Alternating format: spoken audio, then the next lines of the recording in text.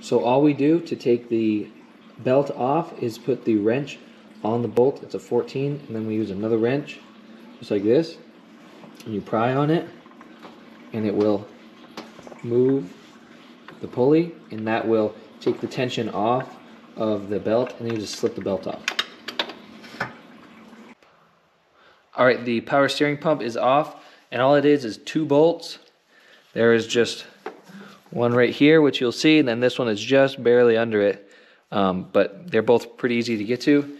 And then we're just going to pop this up here out of the way so we have room to take off the next stuff.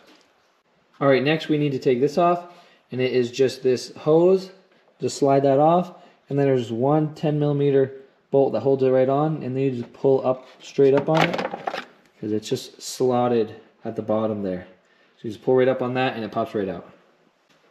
Alright, the alternator sits in there like this. There's 3 bolts to take it off. There's one on the top, which is longer, and then 2 on the bottom, which these are the exact same length. These are a little bit hard to get to.